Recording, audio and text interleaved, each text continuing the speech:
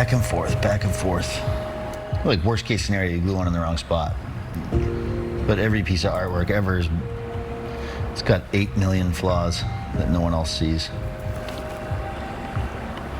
Or maybe they do, and that's the good stuff. When you make an art, right, it's like, it's got to come from a place that's unique or heartfelt to you.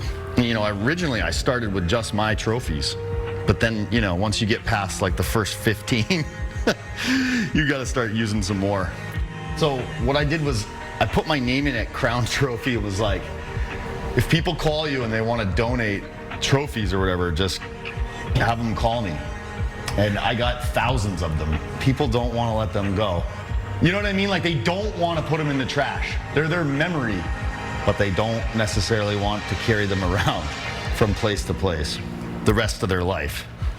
So when you tell them you're going to do something with them that brings them up to the next level, and it's something that's to be preserved, and it's worth it, people are usually really happy about that.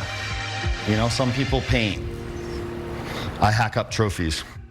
I like to poke fun at the art world a little bit. And when something cracks you up, it's worth making. I had this idea for this, you know, infomercial product that I was gonna make, and then I realized, like, oh, like, I can't make this look cool enough to sit on a pedestal by itself. So I came up with the idea, I'm like, I'll just make an infomercial instead. Pick up the phone and call now. Call now. So I used video. I used performance satire to get the same idea out there. Because again, it comes from a joke. And there's no better joke to me than like Ron Popeil, Billy Mays doing their thing at the time. Staying up late, right? Like watching these things at night. And then I thought, well, like, you know, I'm like, I should almost do it like it's wrestling or something. Make it really over the top, dude. Like Ric Flair status. But yeah, this is Chad. He's my character. He's my persona. He's alter ego. I still kind of end up talking about it like Dr. Jekyll and Mr. Hyde or something. So I kind of leaned into that, like he was going to be like a bad guy, like a wrestling heel, which I loved. He was born at a country club and doesn't care about you, right? So like the most cardigan, like BMW country club name I could think of, right? And it was Chad Bentley. This is really the beginning, you know? My friends helped me shoot it and edit it, and I knew nothing about making video, but I could play a character. Easy to use. And you can see like the object itself, like it's not an object, it's a prop, you know, and it's a badly fashioned prop. It's got like Christmas lights sticking out of the top of it. I still love to show this to my students, right, because it's, I mean, you know, I was their age when I made it.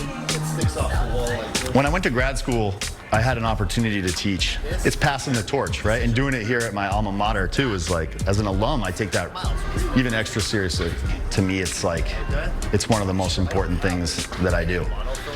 If I can be passionate about something and share that, it's great. It's like every day, it's like, you know, somebody sits you down and goes, listen, dude, you gotta hear Led Zeppelin. It's gonna blow your mind, right? And somebody who really loves it gets you to sit down and you're like, okay, I kind of like this, you know, like, so that's my job, right? And that's what I do. I just give passion. That's it. All right.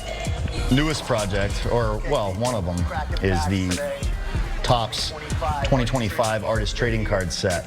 You know, and these are my little art world jokes. A Guggenheim. Okay. Kennedy Yanko All-Star card. Thank God we edit these things over time. But my idea was that it was going to be called Kennedy Panko and be sponsored by the Panko Breadcrumb Corporation.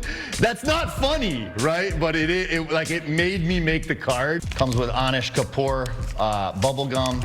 Anish is known outside of the art world for owning a color called Vanta Black. Got the gum here. So the bit is that it's Vanta Black gum. So, you know, your mouth has to turn Vanta Black. It's not bad. Remember. Oh, it's crazy, yo. People call them listening to like the voices in your head or whatever. I just have bad jokes. Pablo Picasso, American tobacco card, the holy grail of artist trading cards. Now this one used to be owned by Donnie Gretzky. That's Wayne's cousin. Banksy. Now what he's doing with this piece is he's making a statement. The shimmer, the shine, the sparkle, the glitz. It speaks to something that's rare, right? To me, and that's like, you know, what greater way to make an object feel like it's something more than it is. It's amazing what like a 3/16 inch dot can cover and consume. And it really changes the object in a way that's made to make you stop and think about why somebody would go through this process.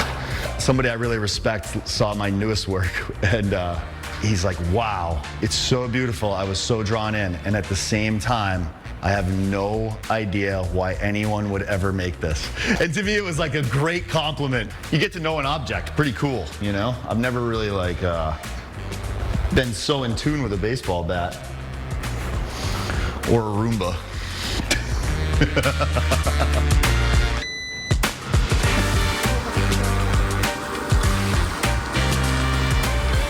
A joke is for everyone, man.